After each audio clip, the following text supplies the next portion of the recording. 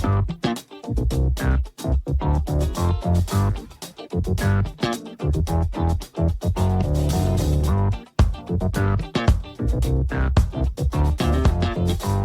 folks, and welcome to the Daily Ratings Podcast.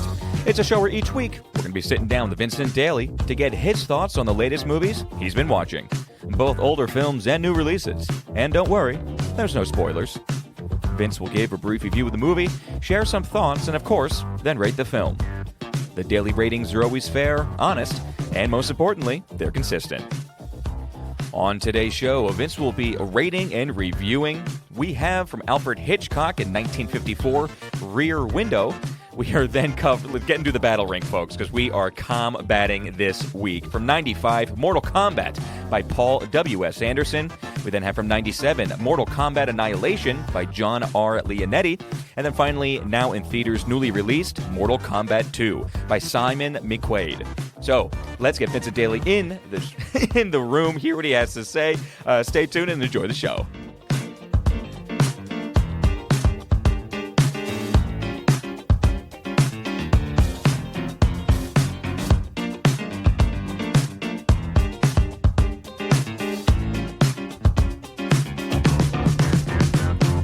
Mr. Vincent Daly, how are we doing over there? Fight! Here we go. Tom, are we ready to fight? We ready? What a week! What a week! You know, it's a busy week on film too. Very busy. Very busy. A lot going on. Kind of visual overload. Folks, if you are thinking that this might be a psychotic pairing to have Alfred Hitchcock with these Mortal Kombat movies, let me suggest what the potential alternate title will be for this episode. Okay.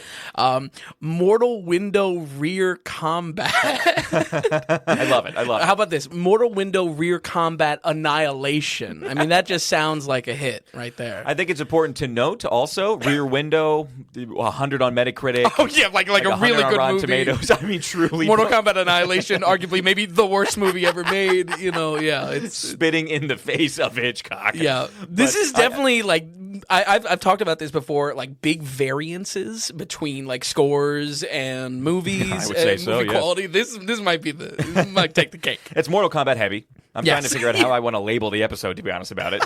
God knows I want to say Mortal Kombat 3 different times. Right, exactly. And Hitchcock, again, we're kind of finishing off Hitchcock May here. We got two more after this week, so we are covering Rear Window, a biggie, like I said. A very biggie. Yes. I mean, really renowned. When I was doing like critical reception stuff, I was like, oh, so this is one of the... I know the name, of course, because it's a Hitchcock film, but... Sure. I'm with you, though. I never seen this. I was kind of like, well, I mean, there's a lot of hype for this. I know. But, it was something else.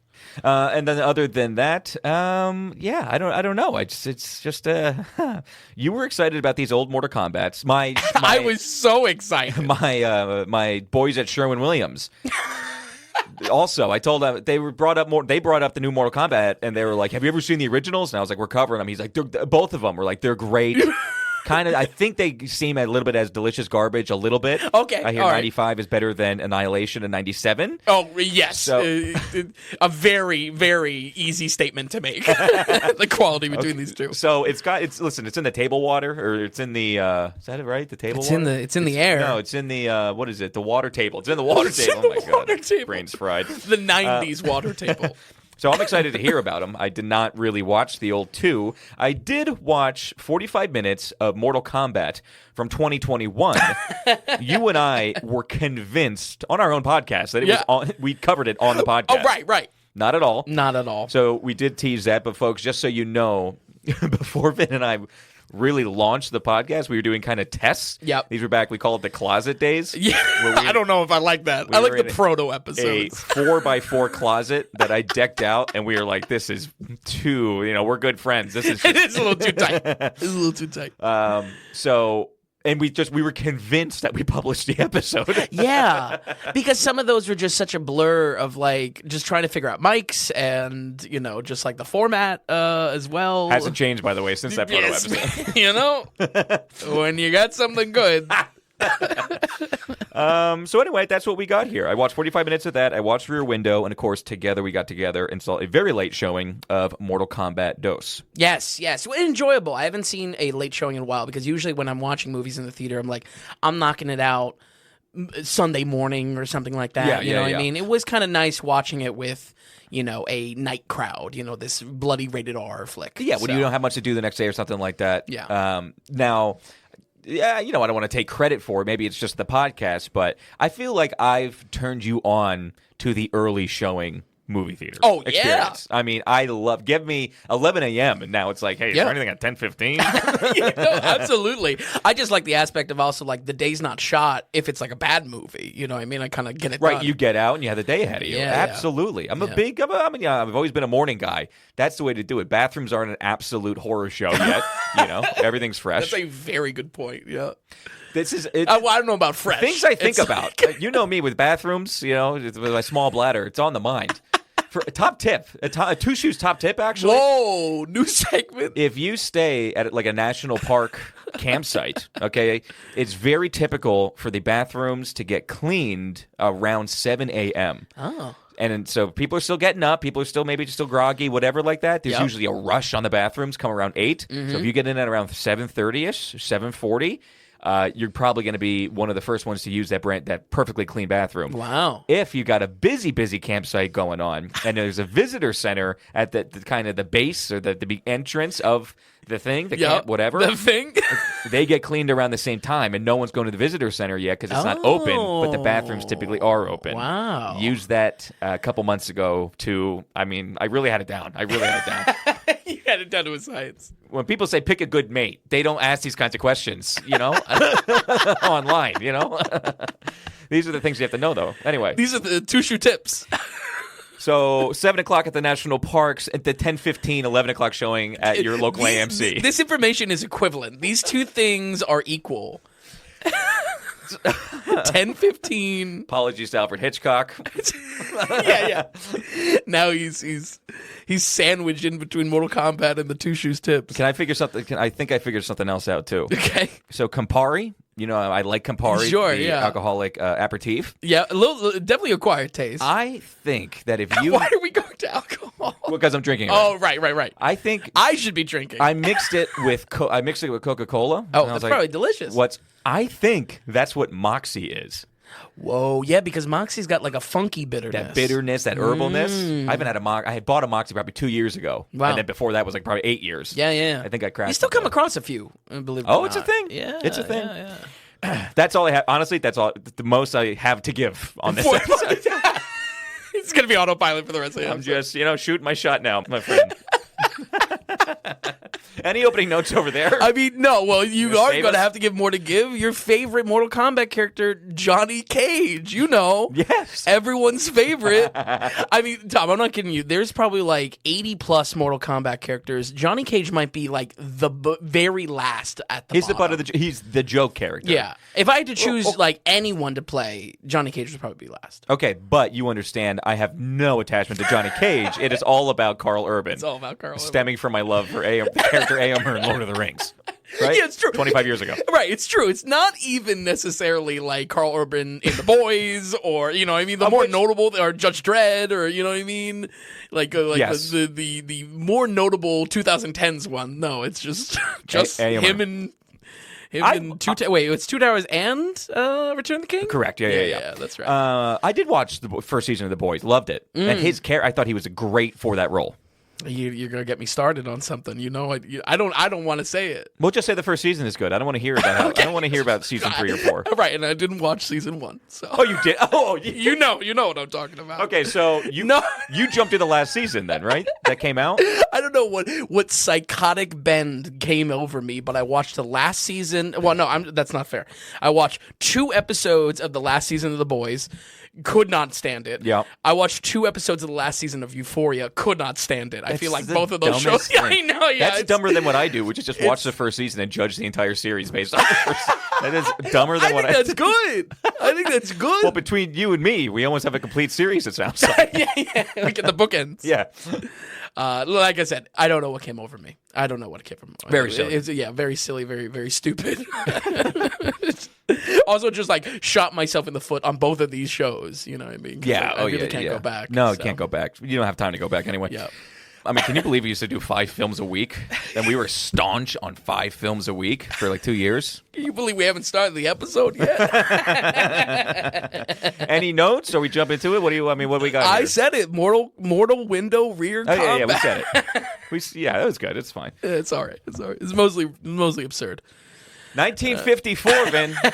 We're back there. Alfie is here with us. He's a man of the 50s. This is Rear Window. I mean, I said it 5 times now already.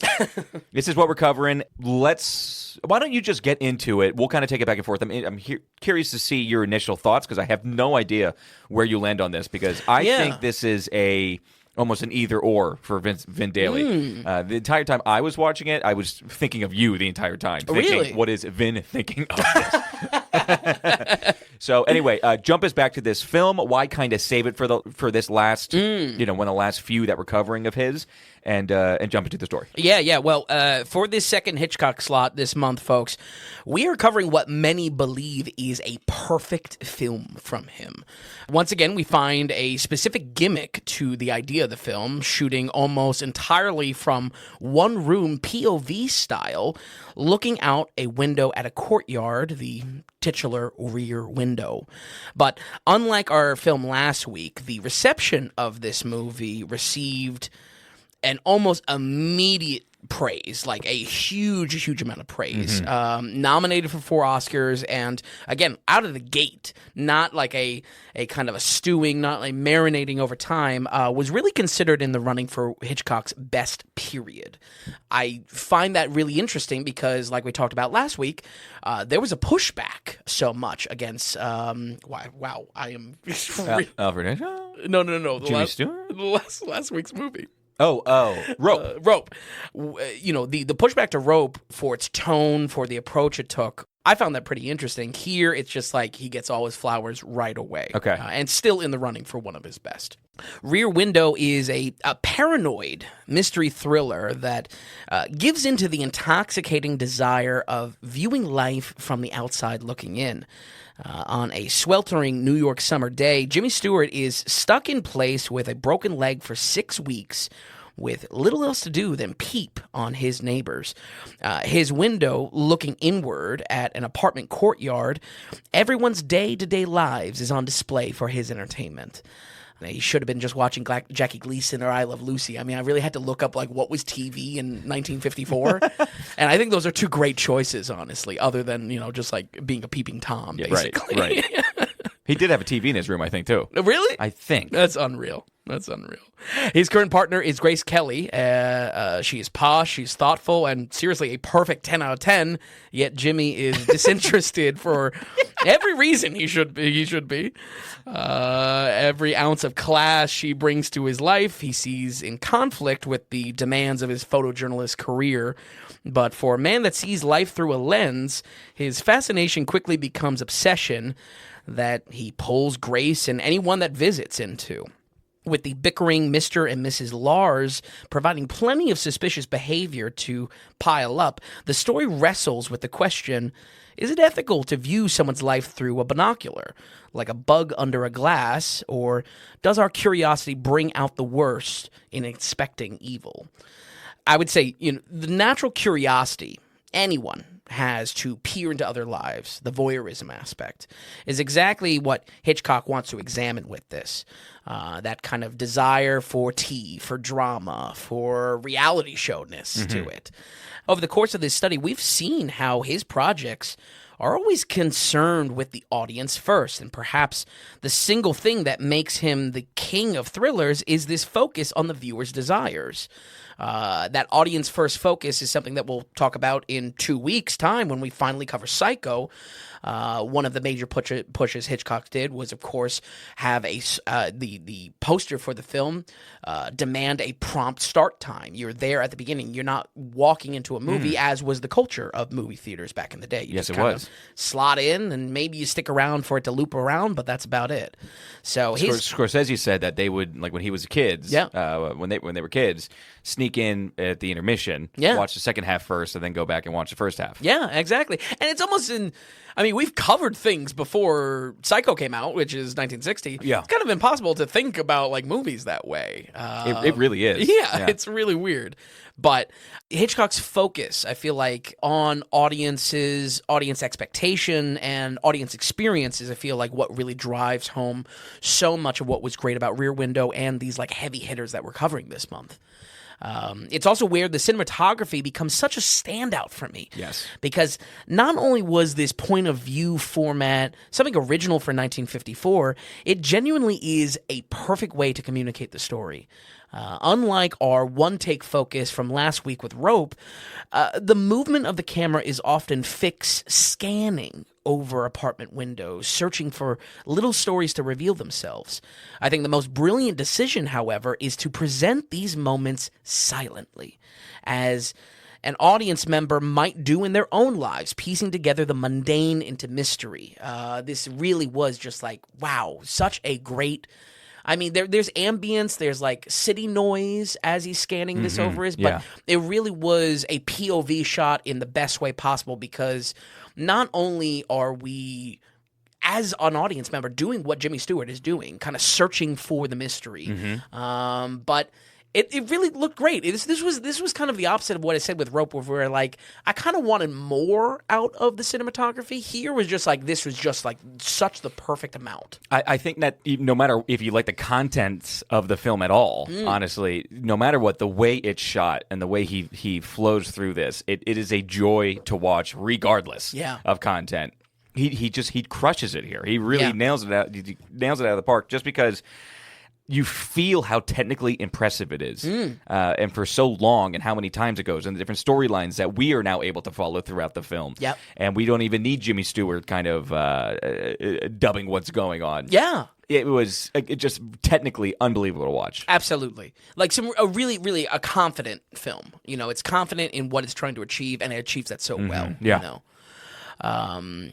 That mystery, though, that we're seeking for rewards paranoid thinking, because despite a lot of what he's finding, Jimmy Stewart pointing to him dreaming things up, nearly every character is pulled into the same thinking. So much of the story is also detailed focus, with Stewart and us, once again, having nothing else better to do, the experience drawing you in to pick up these small details. But that's where I think the movie's hook is, as we are taken through the same steps to build that curiosity until we're grasping at straws like our lead. I feel like there was just like such a layer, maybe not a meta layer, but like it's a layer on top of this film that was, again, audience experience, enjoyment, participation almost. Yeah. You know what I mean? I would say a quick note for casting. I don't have a lot of casting. I found like just myself not wanting to talk about actors this week, except for one very specific one. We returned to see Grace Kelly in this. We covered her in, I want to say, Notorious, perhaps one of the most famous Hitchcock blondes.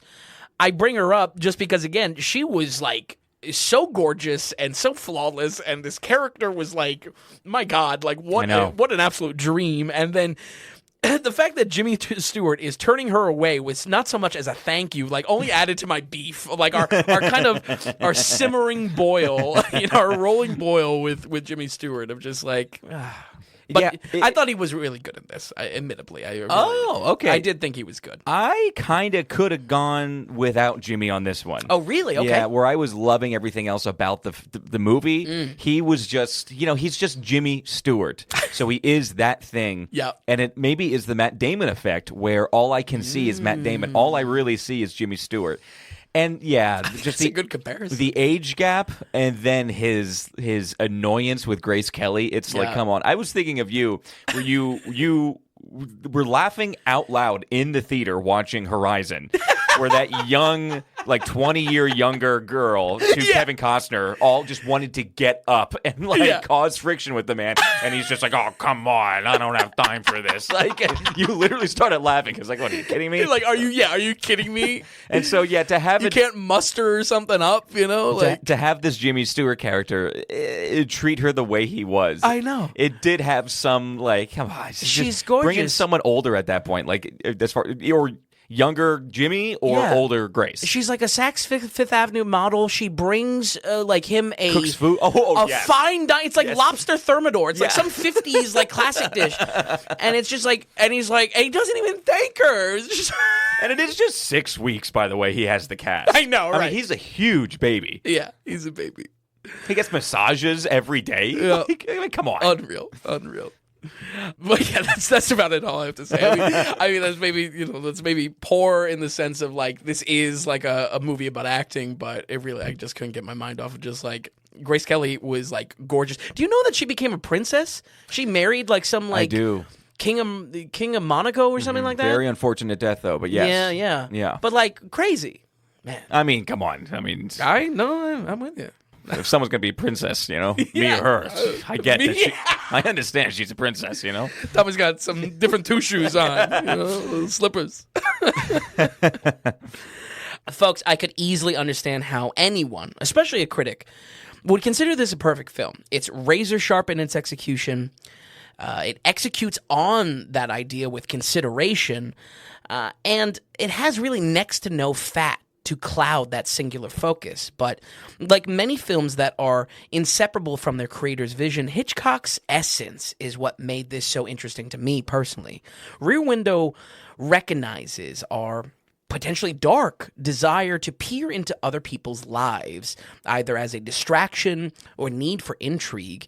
And I think that plays right into Hitchcock's fascination with why exactly his audiences love to be thrilled by his movies so much. This movie really connected the dots on Hitchcock almost wandering into being a thriller director, where so much of his early career that we talked about and covered on the podcast was, whodunit mysteries. This movie really illustrated why he is the king of the thriller. With that said, we're going to go ahead and give Rear Window 1954 an 83. An 83%, a big score. I guess not too surprising, but I'm glad that we had something. We've disagreed with Hitchcock a little bit here or there. Absolutely. But an 83%, huge score. I totally get it too. Again, just the way you can. I get this comes out. He gets his flowers. You see it. I get it. Mm-hmm. Jimmy Stewart aside. Again, it's funny that I had more issues with Jimmy on this one than you did. It sounds like. But that's okay. This movie was really good. Yeah. And I mean, what are you going to say? What are we going to do? How much can we disagree on this one? I know. This really was watching. I was just like all the dots connected as you're watching it. Right. Yeah. And again, for that experience, the actual experience of the film itself, kind of translating this many years down the road, really impressive. You know what I mean? Where we've disagreed with Hitchcock in the past, like with The Birds or Vertigo, this had none of those marks of just you kind of scratch your head and go, really? No, this was just like, it was really, really close to flawless. I would say that 83 maybe held back from a formal must-watch on the site. Yeah. Just damn around... close. Honorable mention, though. Exactly. Yeah. I think it's just more so maybe the scale of the movie.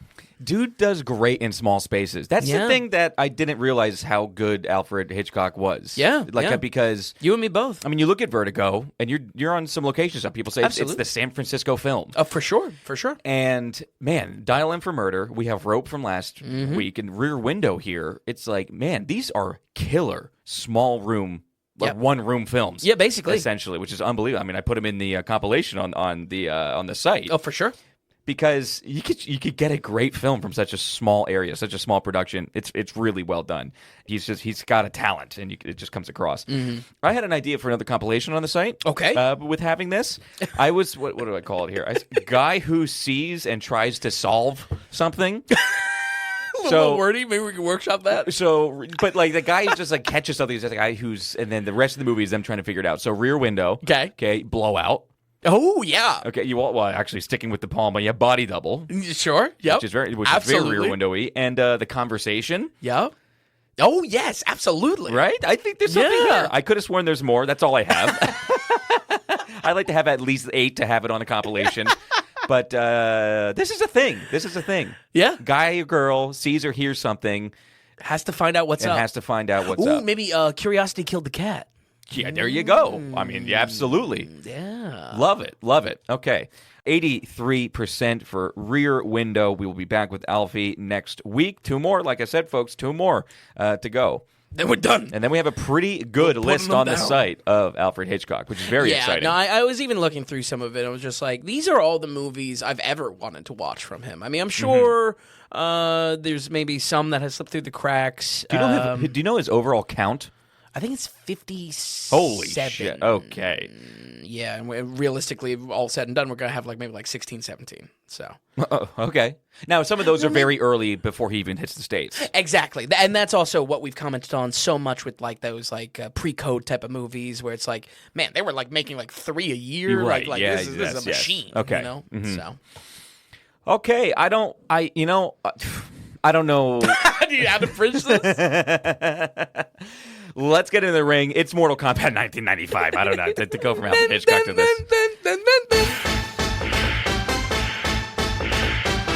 It's great. It's great. Paul W.S. Anderson is our director. This film is an hour and 41 minutes long. This is the first film adaptation of the classic video game Mortal Kombat. Mm-hmm. And, Ed Boon is attached to these films because it's his baby. We have an Ed Boon Easter egg in the new one. Yeah. Which I was kind of excited to see. But I'm really confused of how much he's actually writing here. I don't think he's writing much. I just think he's tagged on a writing credit. There's really not a lot of writing to Mortal Kombat in general. You know what I mean? I'm not trying to cut Ed Boon, but I think they just put him on a writing cred because he made the video game, just like Stan Lee is on so many of the Marvels. Yeah, that's a good point. Right? That's a good point. That's what we have. So. We got these next 2, which are in the same vein. Yes, as far as the same family. 2 years apart. Couldn't be farther apart when it comes to quality. So okay, yeah. 95 Mortal Kombat. Hit us up. What we got? Well, if we didn't lose subscribers before, we might just with this one. Folks, if you were born before 1991, you know that this movie is a bona fide fan classic, capitalizing on one of the biggest games to ever do it. By the time this movie came around in 1995, Mortal Kombat had already become a cultural phenomena for its unheard levels of gore and realistic rotoscoped fighters. In a lesson of striking while the iron is hot, not often do we get such a quick turnaround on a smash hit IP, no less really gearing the film towards the fans. While it might seem idiotic to make a Mortal Kombat movie anything but rated R, this PG-13 movie made sure that every fan of the arcade game could see it, and if you couldn't, maybe your older brother could take you to see it. Personally, I've never seen this movie before, and I was equally delighted to see that we got to cover a Paul W.S. Anderson movie on the podcast. Tom's looking at me like, I'm just looking at, well, it's also like you were so psyched to watch this. I thought you've seen it before. No, I thought you were already like this kind of culty fanboy of it. Nope. Oh. Definitely not. And definitely not a fanboy either. If you don't recognize that name, Paul W.S. Anderson, not just Paul Thomas Anderson. Yep, most of us don't. Yeah. You maybe will recognize his wife, Mila Jovovich, who he can't help but put in all of his movies, whether she belongs in it or not. He, of course, does the Resident Evil movies with her. A lot of, actually, video game franchises. He did a Monster Hunter movie. And just, is known for almost direct-to-video levels of trash to his movies. They're all, really, really bad. And I mean, real talk, I if I was him, I'd do the exactly the same. I'd put my wife in all the movies, and I'd make sure they were just garbage. You know what I mean? Oh, man. But believe it or not, this is actually Anderson's second movie, period. But in the pursuit of so bad it's good movies, hopefully not our last time with him. Don't know yet if we will cover, I want to say, the 6 or 7 Resident Evils that he does. I think I'm sick that day. Yeah. Especially without knowing if the Kreger's Resident Evil is actually going to be good. I mean, we're rooting for him. Man, what an episode that would be, though. Huh? Yeah, it would be a good episode.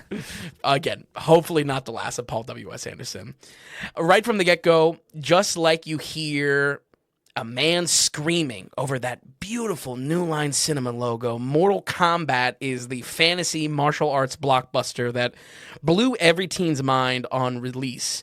While almost everything in the movie has aged like milk, who could argue with a banger of a soundtrack that has lived on as one of the greatest tie-ins for movie history?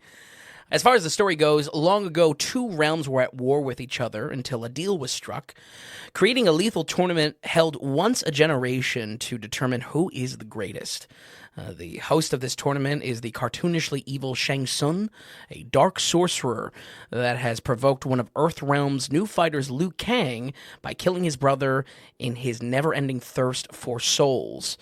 Earth's strongest fighters are gathered to compete in this villainous island, led by the mysterious Raiden, and even the more mysterious lazy eye that Raiden has in this. We'll get in that.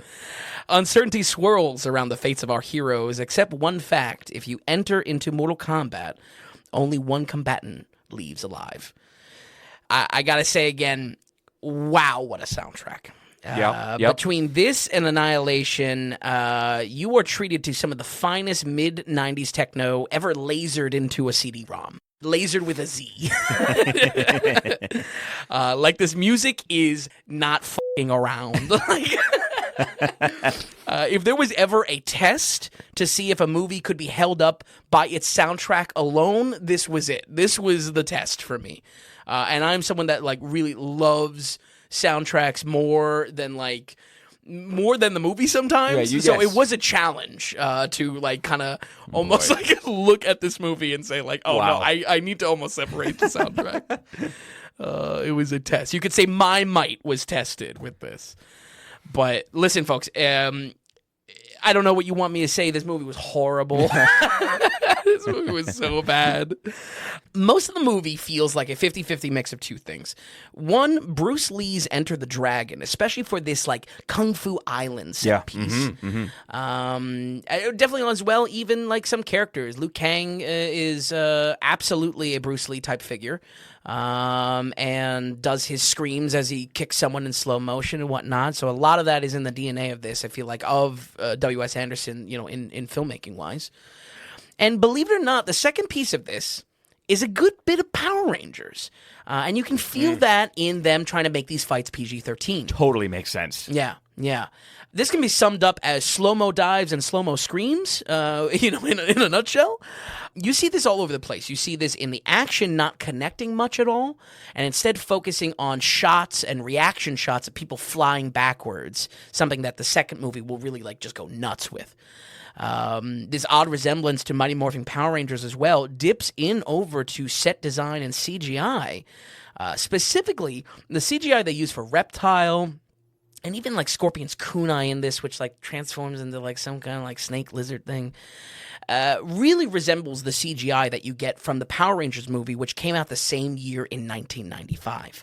They look identical, whether that's just a coincidence because of the tech being at the same level in 95. I'm sure. Or the budget restrictions. Yeah, exactly. Yeah. Similar budget a mix of both. Yeah. There really is a striking resemblance to the exact type of feel, and I think the fighting is probably the more important point there. So interesting, the 90s and the 2010s, right? Okay, in the 1990s, they tried to do,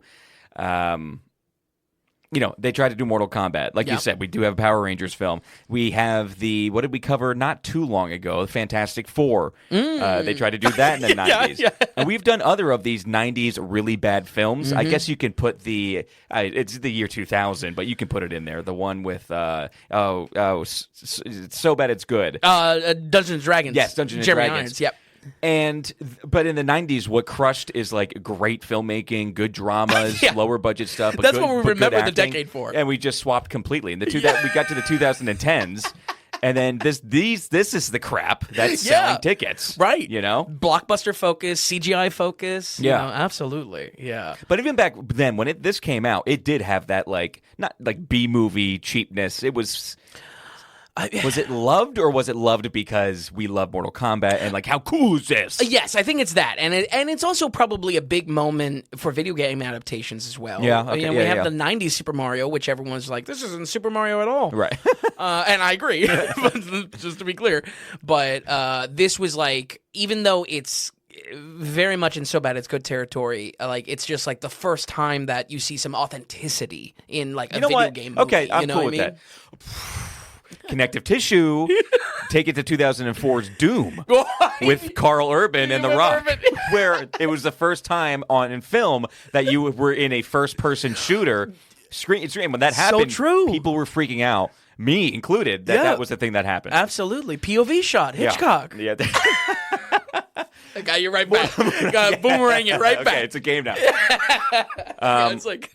With Mortal Kombat, by the way, stupid question. Okay. And I agree, I understand this is a stupid question. It's cool. It's cool. Did this start as an arcade game and then move to a console, like Sega? Yes, okay. yes, arcade first, and that's where a lot of these fighters lived because it was these fighting games. Yep.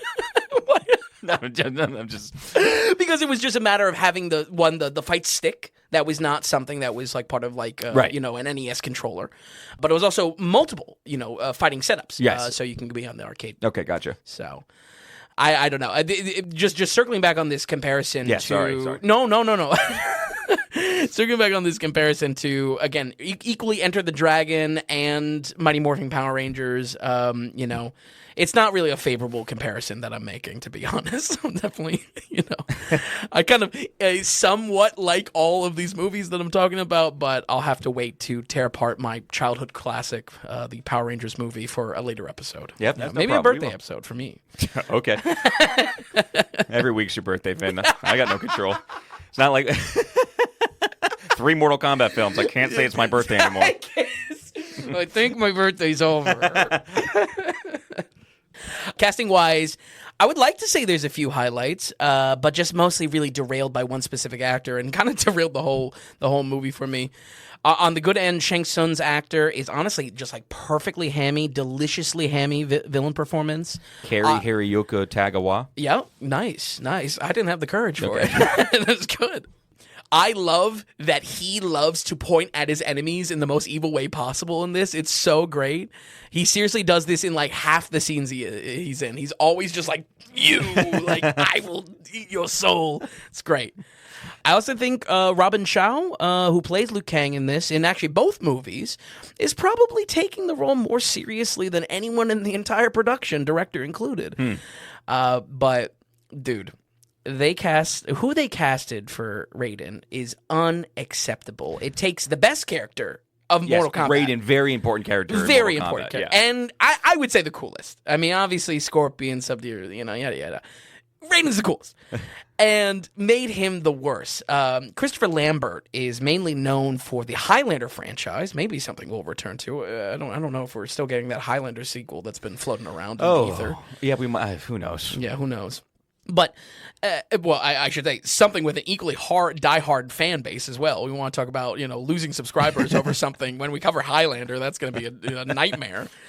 When I say he ruined any chances of this getting a positive score, I want you to fully feel that. Like, he was horrible. He's also a white guy, right? Exactly. Thank you. Right off the bat. One, he's a white dude. No thanks. Not in even a whitewashing Scarlett Johansson yada yada type of stuff. No, seriously, it's just the wrong choice. 2, his delivery of every line made me physically cringe. He sounded like he was trying to be cool, for one, and he often ends his lines with like a little like chuckle, and it's just like, ooh, it's like it hurt. It's bad. It's cringy to the fullest. Exactly. And I'm sorry, I'm really sorry, but I could not stop looking at this man's lazy eye. It's like, it's not even a bad lazy eye. It really isn't. It really isn't. And I'm sorry if, I'm not trying to be insensitive or anything, but like this man, just like on so many levels, just like, don't cast him. Like just don't do it. Oh, well, our lazy eye subscribers are now gone. Yeah. I guess Exactly. Kash Patel's not going to listen anymore to the podcast. Avid listener. I think it totally makes sense, though. They just cast the main cool guy in a completely wrong way. Yeah, exactly. Yeah, exactly. And I'm not even saying that like he doesn't do good in Highlander or really any of the stuff he's in, but it's just like it was just so wrong on so many levels. Him as Raiden, but Is Scarlett Johansson whitewashing? oh, that's Ghost in the Shell. Oh, gotcha. Okay, yep. Yeah. Kind of, unfortunately, lives in infamy, maybe even bigger than Ghost in the Shell on the internet. I mean, this is like one of my favorite animes of all time, so it's like, that kind of sucks. Folks, in a time that predates the MCU, I can honestly see how this worked like an Avengers-style movie where gathering the team together is half the fun. This gives us a lot of straight-up fights with fun mashups between the roster, and all because of this focus on the tournament, something that we'll kind of come back to with the new one. Frankly, that's everything this movie should be, but I simply can't ignore everything about it that is just laughable. The CGI, the sheer 90s edge, and most of all, Raiden. They were all things I couldn't stop laughing at, and I think that makes this a well-deserved so bad it's good watch. Woohoo!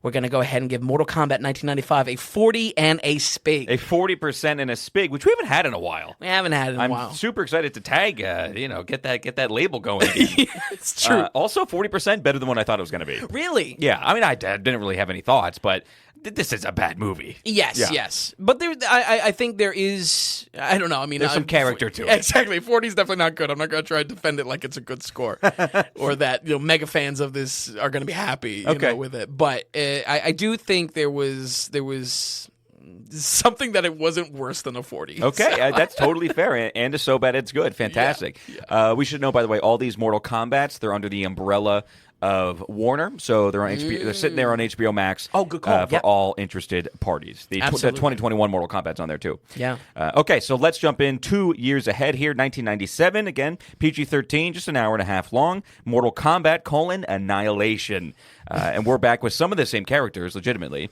Some of the same people, like you had said before. Yeah. So, but the casting was one of the big things for heads to roll. Only 2 people returned for the cast. Correct. Only 2 returned. That's right. Yep.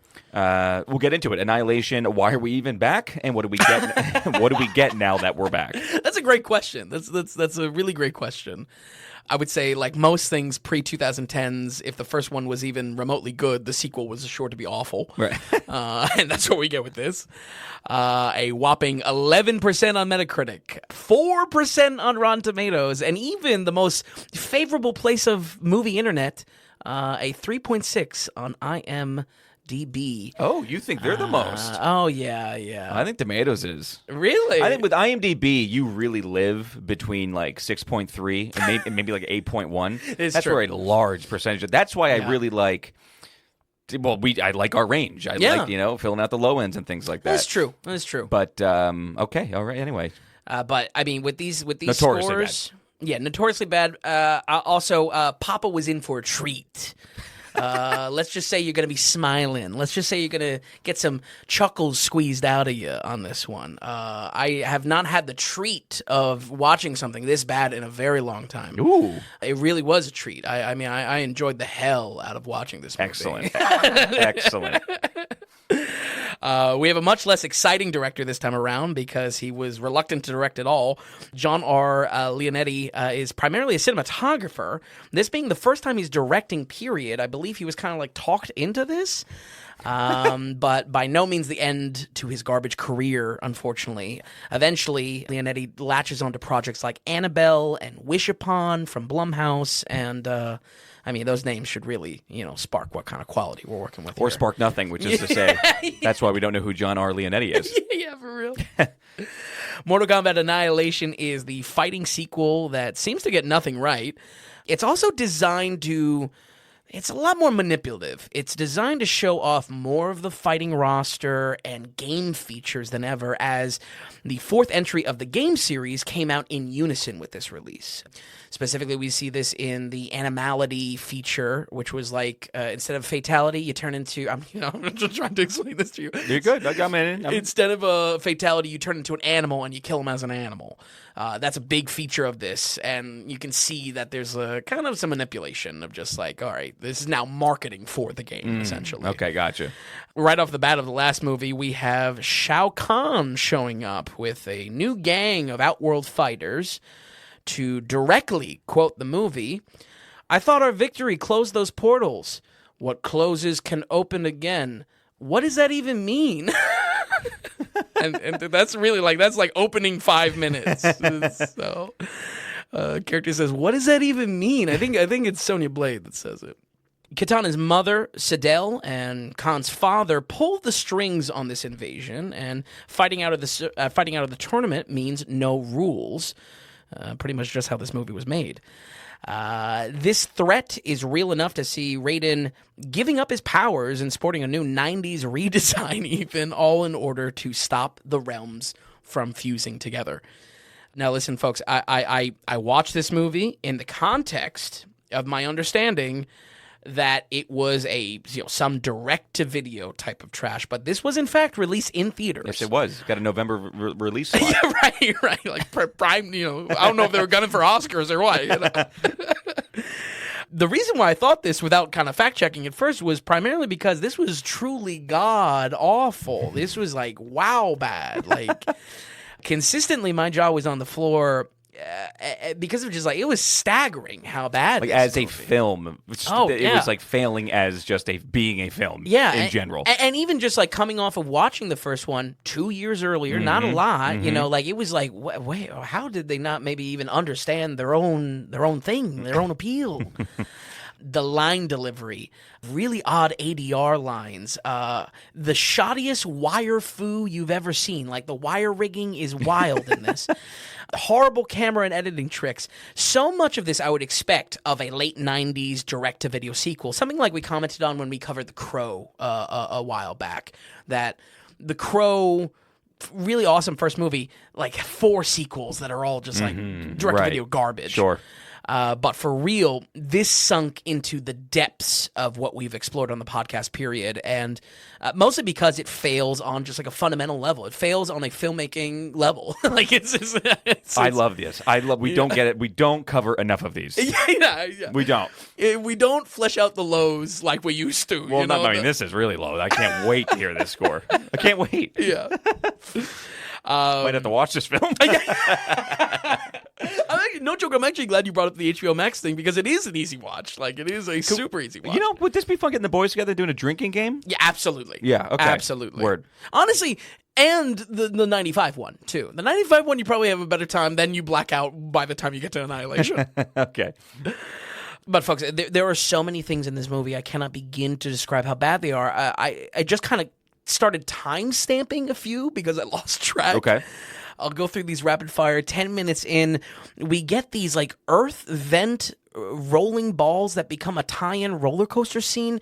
Genuinely, some of the worst editing I've ever seen. And then I think Katana turns around and she's like, "Fast, huh?" And I was just like, no, you just clipped the editing to speed it up.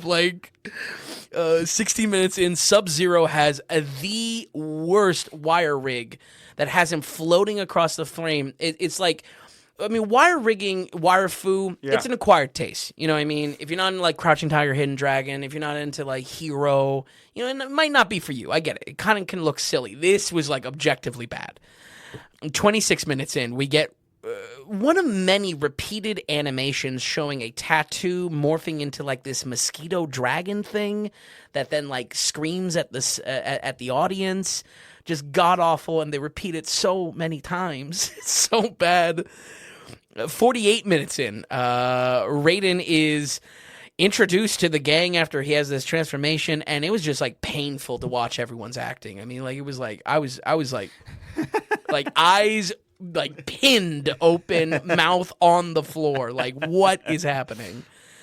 2 last ones. I know this is lengthy. You're okay. You're having fun with it. 53 minutes in. Just the silliest little ninja guys meant to be scary. They're just so silly. I don't understand. This was a moment where I was like, how did they not understand the first one? You know what I mean? It sounds like they just flat out did not care. Yeah, or maybe even Leonetti just didn't watch the first one and was Wouldn't be gun surprised. for hire if director. you're saying he's a cinematographer, they're just can you do this, please? I mean, No one wants to do it. Right. Ed Boon is telling us to put in animal fatalities because the fourth game just came out. Finally, at an hour and 16 minutes in, God, just like the worst CGI imaginable for 6 minutes straight. It's like it was seriously. I'm maybe gonna throw out a little bit of a tell of like where this movie is on the rating. It was like Godzilla Final Wars. It was like, oh, this is not only bad CGI, it looks bad, it connects bad. It's like not enjoyable to watch. It's bad it's especially bad in modern day. Real awesome. Real Fantastic. he's salivating over there. Now, despite this picking up right after the first movie, this movie sees extensive recasts to the point that only 2 actors return to their characters for the role of Liu Kang and Katana. Recasting Raiden, I would love to say it's a silver lining. Yeah, I don't know. That's what I thought. But because just the first one was just like so. I couldn't listen to him without laughing. But honestly, I mean, no one benefited from this like wide berth recast. Least of all the audience. You know what I mean? Was we all lost on this one. Honestly, my worst fears kind of did come true with this. Much like the depths of something like Catwoman 2004 or Dungeons & Dragons 2000, at times this dips into too bad to be good. Yeah, okay. It really dips. Like it maybe if so bad it's good is kind of like a weird like circle that loops in on itself. Yes. Too bad to be good is like a void out. Like you're not on the circle, you're not on the track anymore. You can't even compete. And I feel like even laughing at it was painful. I will say though, I do not dare to invoke the wrath of Spig rating patron saint Matt D by not giving this the label of so bad it's good. Oh though. No! Oh, is he hot on this? I mean, he was pivotal in bringing about the Spig. No, I understand that, but I mean this Mortal Kombat film. I don't even want to know. Okay, I cannot. Yeah. He will be like Raiden. He will. He will show up in the room and say, "How is this not Spig?" Because how cool would it be if he got this on Laserdisc? This is prime Laserdisc territory. Really? Oh, 1997? I don't know. I think that's DVD. Okay. But this was like, man, so bad. Mortal Kombat, Annihilation. We're going to give it a 9%. 9%. Yep. 9 times. Wow. And a so bad it's good. Think of it this way. You're giving it a Spig, really? I am. I said, I can't invoke the wrath. I can't invoke the patron saint. You might get it anyway. I don't even know. I mean, you gave the film a 9%. I mean, well, that's how it started. When I covered Dungeons and Dragons, he wrote in and Matt T. Yeah, but there were elements of Dungeons and Dragons that you absolutely loved. What's Jeremy Irons? Right. Absolutely. Now's your time to die. Like it's so good. 9%. Wonderful. We have not had this probably since Godzilla episode, honestly, because. We just haven't been getting to like remember. The lows. We've had 20s. Yeah. We might be having 18 or something. We haven't in there. gotten single digits. I love it. Love it. Okay, fantastic. Fantastic. Maybe this will be next birthday for me. Just try to find the absolute worst films in history. I mean, though we don't cover a lot, though there's like these mega bad examples, throughout, history. The truth is there are a lot of them. You know what I mean? But they're just not talked about, But it's good to cover when something pops up like this when it's in the franchise. Yeah. Gotta cover it. Really good. 9%. Well, folks, listen, if you like the daily ratings as much as Vin didn't like Mortal Kombat Annihilation, just remember that the daily ratings here is completely listener supported. We are producer supported. So the daily ratings, me and Vin here, we're not going to do any advertising and take ad breaks constantly and pitch a bunch of products that we don't actually care about to you. We also aren't going to have payment tier structures or paywalls, meaning we force you to pay a certain amount of money a month and you get to see our content or you get bonus content or something like that. We're not doing that because everybody's on their own finances week after week, and everyone might be getting a different amount of value from the daily ratings per individual or even per week. And that's why we're doing it the value for value model. Basically, technically, everything that Vin and I have to offer, the podcast here and on the website, it's all there. It's all right there for you for free, technically. But if you are enjoying it, if you're using the website, if you're listening to the podcast every week, once a month, you just want to check in once in a while if there's one particular film and you want to get Vin's opinion on, we look at that as value in your pocket. So can you send us value back in our pocket? That's the value for value model. So it's through your monetary support through donations. So if you could, please support the Daily Ratings, support us here. Head to thedailyratings.com and go to the donations tab. And right there, that page lays it out for you. There are some set donations you could do, like buy Vin a movie ticket, join the Gump Club, or Space Odyssey donation. But then there's the big value for value button there. So you click that, and it's whatever you want to set in. Are we worth a cup of coffee a week? Are we good enough for that, where we're a cheaper version of a Starbucks coffee? Or are your finances... I don't know if I like that. if your finances are in good shape, and you can send in $1,000 or $5,000 if you wanted. You can set up a yearly or a monthly subscription as well. So if you want to donate as little as $3.33, like Joel comes in every month, and we cannot tell you how much we appreciate that $3.33 a month. It means the world to us. So again, if you're getting value for this, just remember, even though it's there for free and you can listen in every single week, it takes a lot of time and effort for Vin and I to find time to do this and to keep doing it. We like to think we have a pretty good product here, and that's what it's all about. So if you are enjoying it here, if you're enjoying the content we have to offer, please do support us, because it goes a very long way. We do have monthly costs. We have yearly costs here. No matter how slim of an operation that Vin and I try to keep things, it's a lot of time, and it is some funds on a yearly basis. Again, it's thedailyratings.com.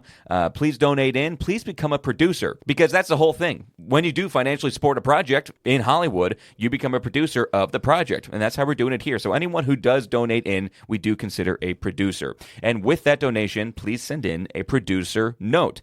So write an email in and ask us anything you want, say anything you want, start a conversation, add to a conversation. If you have critiques of the show, we want to hear that. That's what being a producer is. If you want to ask a bunch of random questions, like an Ask Us Anything, go ahead and do it. You're donating in, you're a producer. Hey, we're going to read your note right here in the producer thanks segment. You can email your note at tom.vin@thedailyratings.com. That's our email address. And if you want to be anonymous at the end, just say, hey, keep me anonymous. And of course, we'll honor that. Again, dailyratings.com. If you're enjoying yourself here, head to that donations tab. All right, Vincent Daly. We went to the theaters together. Mortal Kombat 2. I did not watch that first one from 2021, so I went back, watched 45 minutes of it, had to turn it off because I watched it right before kind of coming to see the movies. I didn't turn it off for the movie. I gave myself enough time, but I was like, I cannot do 4 hours of whatever this content is. So, especially the first 40 minutes of that is probably so generically bad. I got the idea, so blah. Met the characters, saw what we're doing, and I was like, I think I'm good. I gotta save some powder here for Mortal Kombat 2. So it was a late showing. I don't know if you noticed, but I got my gummy candies and I got some chocolate stuff on top of my popcorn just to, I was up, I was alert, I was ready to go, I was paying attention. One, I didn't notice. Two, I didn't know it mattered that I noticed. I'm not saying it mattered that I noticed, but I'm just saying I was in. What was the movie? 10:45 at night. My God, you know what I mean? I was working that that's day, true. That's true. Doing what I can. What was the movie that you gave me a gummy and it saved my life? I was really close to falling asleep with. I do remember that happening. I can't for the life of remember what that was. Yep. But I'll tell you what, it is a lifesaver. Some of those films I went to go see, because in the summer, they have really late showings. Later than what they do in other seasons. Mm-hmm. And no, sugary candy has helped me on a few occasions, I have to say. I'm sorry I don't share much either. I never offer. No. I'm very territorial, I think. Well, the popcorn, I mean. Well, there's no getting into that. There really isn't. It's like watching I'm sorry, I don't realize some unique animal a Wolverine. This is what I mean? Yeah, right. This is not the first time you brought it up, and I will say I've slowed down. I actively think about you. No, I don't want that. No, it's fine. It's fine. But I didn't realize how I was coming across. And I was like, I should maybe slow down in case people are picking up. It's the equivalent of walking through an airport with a briefcase and a uniform. It's like you are on a mission. On the fast track, on the the escalator, the flat escalator thing. Yeah. It's just a thing. It's just while I'm going to get more popcorn, whatever's in my mouth, get it over with, swallow it so the new can come in. It's just whatever. Anyway. I'm sorry I don't share my gummies as much as I probably should. No, this is good. Mortal Kombat 2, this is around 2 hours. These are rated R. These are not rated PG-13 like the 90s ones. And we're back at it. We're following up from the 2021 film, Mortal Kombat. And the big change for this one is Karl Urban coming in. Yeah, pretty much. Basically getting top billing, top casting, and doing a lot of the press for it. And I think they're trying to sell some tickets on the back of Karl Urban. Yeah, for sure. Especially the boys' success. Exactly. I even thought Shao Kahn was the guy from Rebel Moon. No, it's not. It's like it really is all Karl Urban. So it is. Yeah. And of course, we are returning characters from 2021. Regardless, you go ahead, you set it up, and then we can talk about it. Well, I definitely want to start with that 2021 movie. Yeah, please do. Straight up, folks, we gave it a whopping 41. Not a good score. We didn't cover it on the podcast like we talked about. Yep. It was on this proto episode, but somewhere in my computer. yeah, exactly. But along with it being in that proto test episode, we were in full swing for reviewing. I specifically was definitely in full swing of like taking reviewing seriously. Yes. Yeah, absolutely. There's not much to say about it. It is such a disappointing movie. Basically boiling down to a prequel for the series to come. Great that we have now a follow-through to that, but specifically the failure to have the tournament of Mortal Kombat be the cliffhanger for something is almost unforgivable, honestly. It's a really bad tease because the whole movie is a cliffhanger if you view it that way. Just like so lame. And that's really it. I fully stand by that score, and I fully expect to never watch that movie. You know what I mean? That's what South of 50 means. I mean, there's no reason to watch it. Yeah. Every aspect of it, nothing really hits. I guess you can say if you just love seeing gore on film done in a certain way, right. like the fights and everything like that. It's so CGI heavy, though, that it's just CGI gore. Yep. And this is not like an Evil Dead gore. This is like... exactly. Yeah. So... there has been big hype, though, around this new movie, of course going head-to-head with its real video game competition later this year. I'm, of course, talking about Street Fighter, set to release in October. Yep.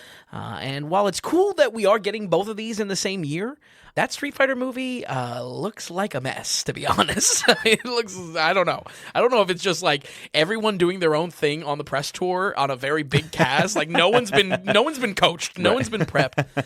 But it doesn't look great. So even though I did not enjoy that 2021 Mortal Kombat, my money was oddly on this new sequel to live up to its own expectations. Okay. So Mortal Kombat 2 is a bigger, bloodier, and bloated sequel to the wannabe fighting blockbuster doomed by COVID.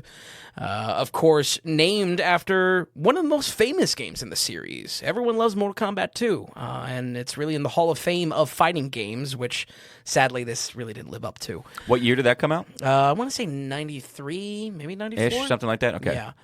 They released them pretty quick. Again, we're 4 Mortal Kombats in from 1992 to 97, for Annihilation. I think the tech was moving so quick, too. Exactly. That the improvements were substantial. Yeah. And it might be, granted, I have not gone back and played those old games. I do play a lot of old games for, in the same way that we like, kind of researching and finding out about old movies. Mortal Kombat 2 is probably pretty dated to play, but a huge leap from Mortal Kombat 1. Right. Almost unrecognizable. Yep. So... things pick up quickly where they left off from the last film, with Raiden's team of fighters preparing for the tournament and honing their new powers that kind of get awakened in them. But don't sweat it if you haven't seen it, because this movie will flash back to literally every key scene needed. Honestly, I don't think you were at a disadvantage at all. Even to late kind of spoiler territory of characters introduced. It's just like, oh, okay, hey, it's all explained through flashbacks. it's all there. Were there really flashbacks in Mortal Kombat 2? Oh yeah. Were there? Oh yeah. There was 2, weren't there? I just thought a lot of things were explained. The exposition was there. Exposition, but definitely with 2 characters specifically that come back. All right. They're they flash it back. Yeah.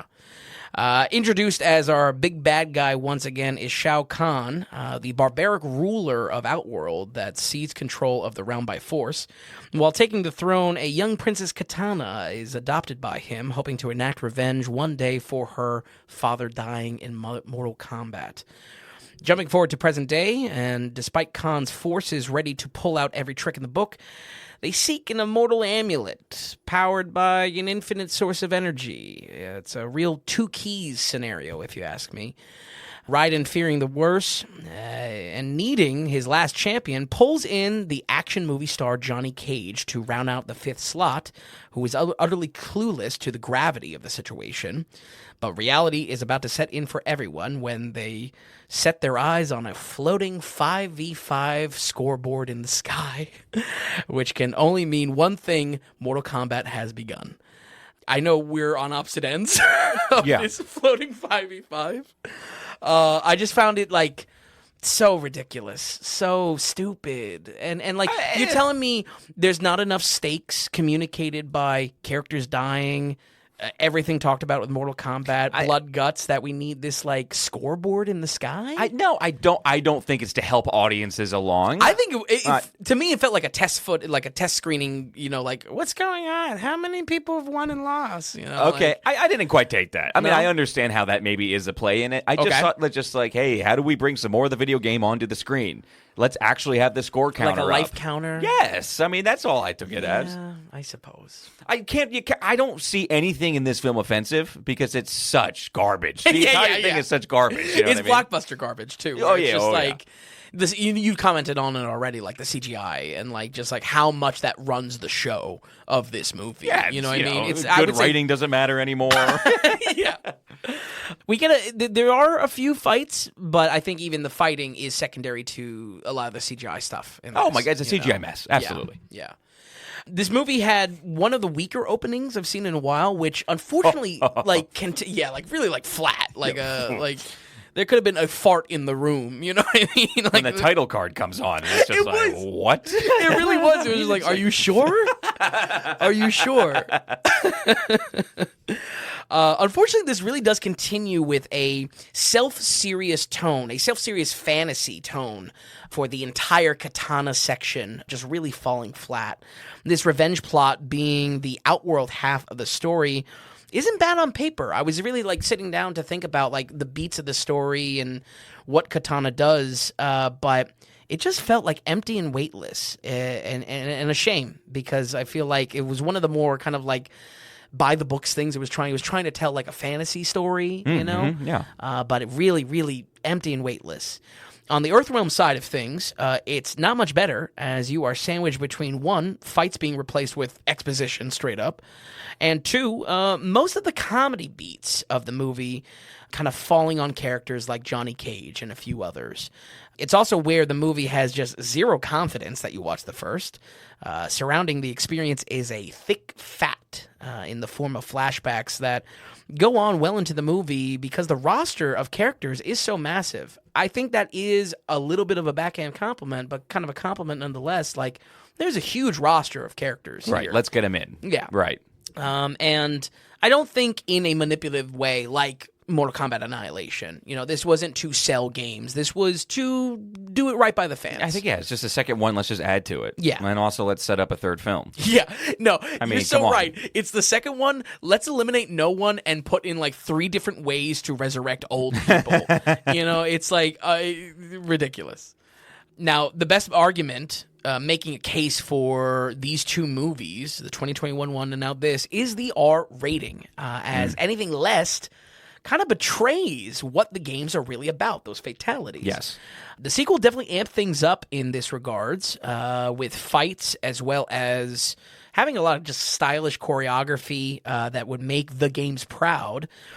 I got to be honest, though, I don't really like it when they splice 2 fights simultaneously in the edit. I feel like they do this a lot, and I totally get that on paper, once again, it's more fights. You're fitting in more fights, but both come out as weaker, kind of muddying the stakes of each of the fight when you kind of splice them together.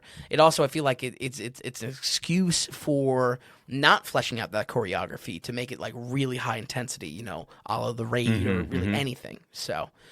Also, so often action scenes, not necessarily the fights themselves, but just kind of like action adventure scenes, high intensity, high energy scenes are less designed around the action itself and more around being a time waster for quips, Easter eggs to the game or more lore, just shoved to you with exposition, Let me ask you. Yeah. Between the little bit of the 2021 one and This one. and this no.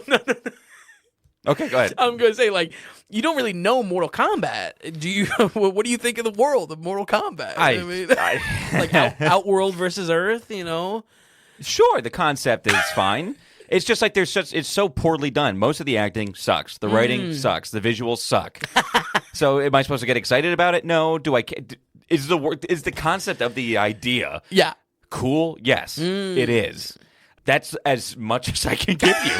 And I'm sorry, I hate to say it, but boy, were the stakes low for me on this one, and which is good because I couldn't really be super disappointed because I was expecting so little. Oh, yeah, that's a good point. It's just like, seriously, I mean, the action is like whatever, but when you get the CGI blood and yada, I don't feel anything watching it. And when the acting is bad or I don't like some of the casting, and when it just doesn't hit on any level. When we walked out of the theater, you were like, I wanted more comedy. And I was like, well, Carl Urban, Johnny Cage, I mean, that's the comedy right there. And it's you, I just feel like what I'm picking up on is, no, comedy throughout. Like, this is Mortal Kombat. Like, give me maybe an overall silliness. I don't even know. Silliness to fatalities. I mean, it definitely doesn't take itself seriously. And I think that's also where the No, but some of the characters do. Yes. And it's like, it's true. This Jade character is like, you're a joke. Even Katana. But, I mean, Adeline Rudolph is unbelievably attractive. Oh, sure. Gorgeous. So, great to watch. But, I mean, come on. You know what are you doing here? That's what I mean. Like, it's self-serious tone in the whole Katana Outworld fantasy section. It was just like, man, this just that Thanos character. It's not landing at all. No. You know what? Shao Kahn. Well, yeah. No, but I said the Thanos character. I mean, come on now. That's what he is. You know who would have been really good at that Baraka or that Baraka character? I don't know why I had him in my mind, but again, I wish the film was a little bit more self-aware. It very much is with Johnny Cage, but not really in too many other places. Yep. Imagine if that character was John C. Reilly. Ooh. That would be a wild choice. But I feel like we're getting somewhere there. I'm just saying. Because be aware of yourself. I think if you're going to be that silly, I don't know. I can imagine John C. Reilly with like the crazy teeth, like the crazy demonic teeth. And just his silly voice. I'm not going to do it. I think the fans would flip over. They would flip upside down. It would be that unacceptable to them. Anyway, that's my main take.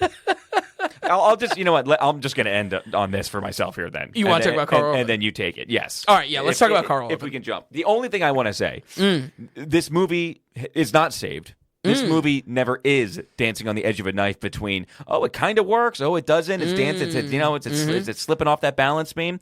This movie is not good, and as I just said, fails on so many levels. That being said, when it comes to Carl Urban's character, Carl Urban, he is dancing on a knife. Right. Even just him in the character, not the movie. Yep. And he, for the most part, is on the better edge. Yes. He stays on it. He doesn't fall off, in my opinion. They definitely try to give Johnny Cage a kind of significant arc, which has just probably never been done with the character. Right. Nor have the room for that in the games.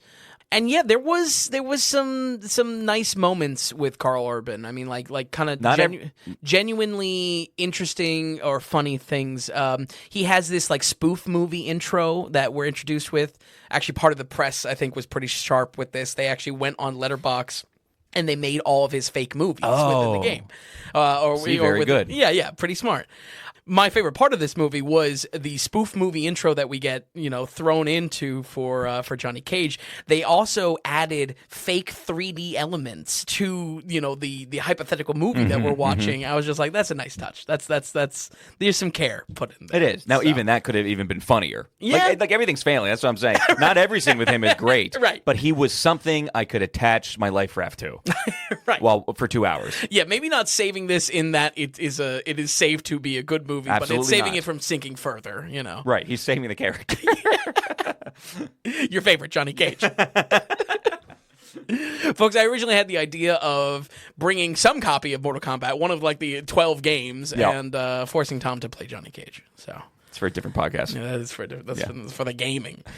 I would say when it comes down to some of the stakes, though, I was asking myself a lot with this one, what does it matter?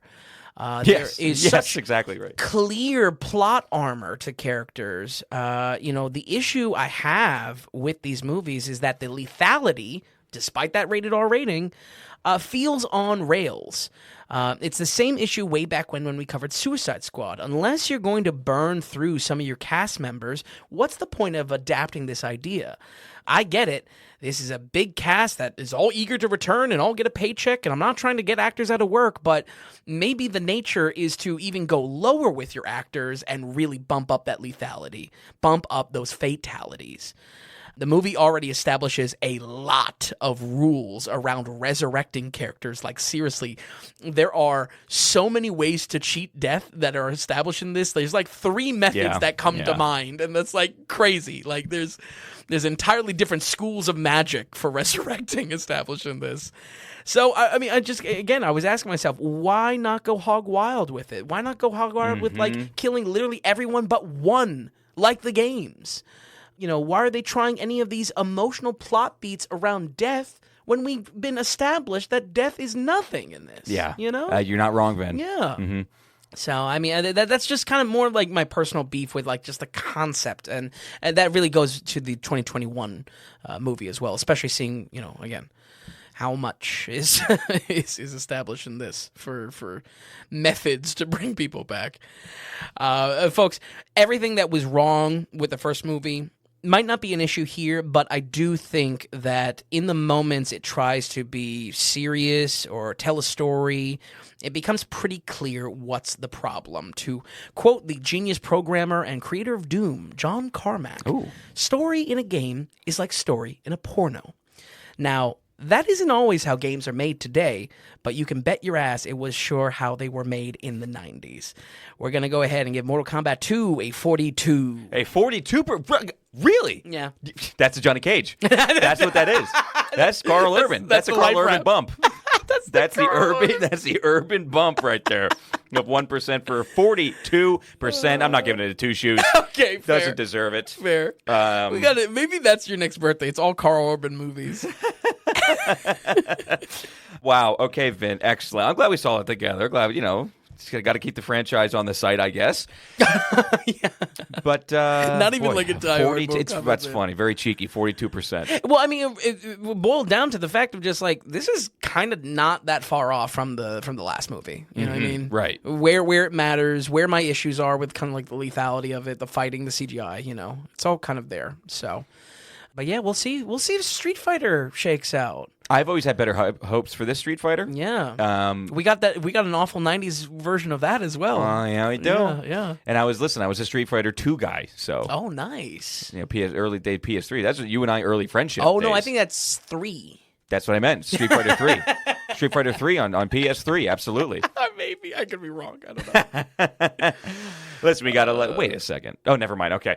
We're good. So, 42. Anything you want to wrap up here? Anything you want to take note of? Highlight? I mean, just say again, Rear Window, you know? We had a really good film this week. Wow. Really a lot of good shit, film this but week. a lot of really good movies. Grace Kelly, not only beautiful, from Pennsylvania. Keystone Cutie. No way. Philly babe. Damn. I know. Just when you thought Grace Kelly couldn't get any better.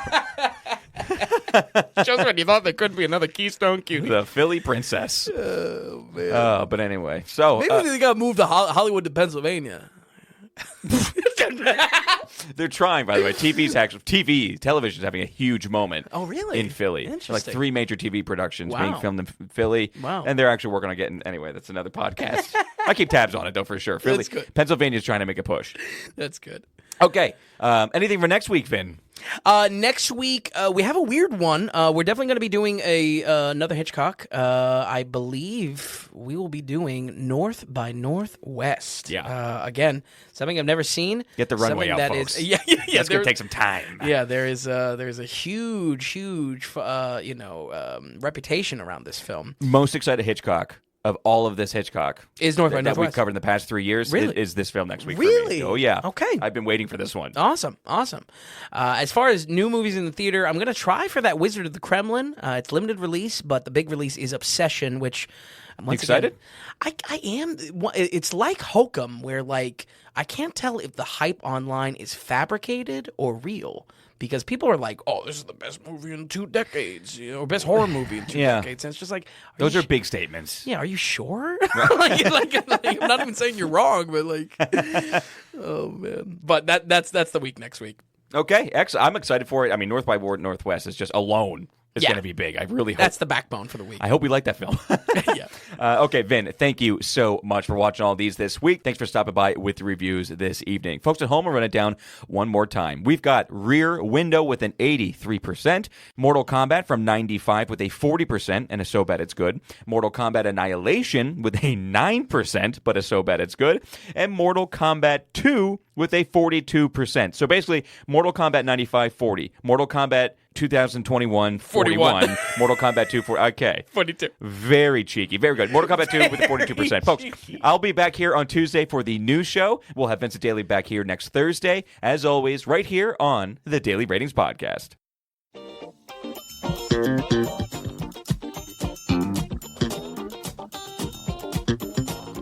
And hey, if you enjoyed the podcast, if you would, give us a good rating or get the word out and tell a friend about us. And just a reminder that the Daily Ratings is completely producer-supported. We want to stay away from advertising, and we don't want to have any paywalls or tier structures or subscriptions. It's all just value for value. So, are you finding value in what we're doing here at the Daily Ratings? Then become a producer and donate whatever amount of value that is. Just go to the donations tab on thedailyratings.com, and while you're there, be sure to check out the massive amount of films that Vince has rated. So thanks so much, everybody. We'll see you next time on the Daily Ratings Podcast.